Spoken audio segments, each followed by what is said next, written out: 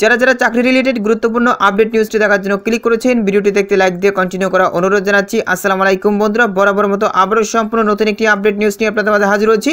প্রিয় বন্ধুরা, অবশেষে দেখতেই পাচ্ছেন এসএসসি পরীক্ষা বর্জনের হুঁশিয়ারি জাতীয়করণ প্রত্যাশী শিক্ষকদের। এছাড়াও শিক্ষকরা আরও কী কর্মসূচি পালন করবে সবকিছু আজকের এই ভিডিওটির মাধ্যমে জানতে পারবেন। সো অবশ্যই ভিডিওটি প্রথম থেকে শেষ অবধি দেখার চেষ্টা করবেন। তাহলে চলুন মূল ভিডিওটি শুরু করা যাক। বন্ধুরা, মূল ভিডিওটি শুরু করার আগে বরাবর মতো ছোট্ট একটি রিকোয়েস্ট থাকবে, আপনি যদি আমাদের এই পরিবারের নতুন দর্শক হয়ে থাকেন, এরকম নতুন নতুন চাকরি রিলেটেড আপডেট নিউজ সবার আগে পেতে আমাদের এই চ্যানেলটি সাবস্ক্রাইব করে রাখুন।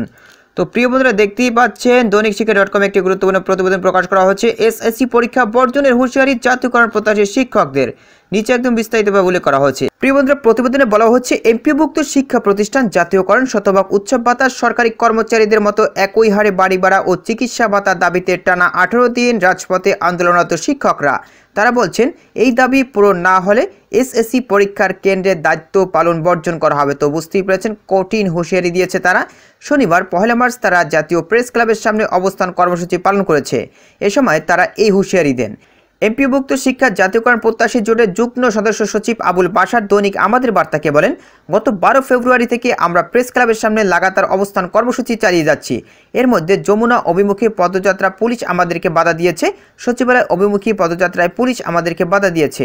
2 দিন আমরা মন্ত্রণালয়ের মধ্যে বৈঠক করেছি, কিন্তু সরকারের পক্ষ থেকে এখনও শতভাগ উৎসব ভাতা পাওয়ার ব্যাপারে স্পষ্ট ঘোষণা পাইনি। আমরা উৎসব ভাতা না দেওয়া হয় তাহলে এই প্রেস ক্লাব থেকে উঠব না। প্রয়োজনে যমুনা আমরা ঈদের নামাজ আদায় করব। পাশাপাশি আগামী এসএসসি দাখিল পরীক্ষা ও আমরা প্রয়োজনে বর্জন করতে পারি। শিক্ষকরা বলছেন, সরকারি নিয়মে বাড়ি ভাড়া, মেডিকেল ভাতা, শতভাগ উৎসব ভাতা ও এমপিওভুক্ত শিক্ষা জাতীয়করণের প্রজ্ঞাপন জারি করতে হবে। প্রজ্ঞাপন ছাড়া ঘরে ফিরবেন না তারা।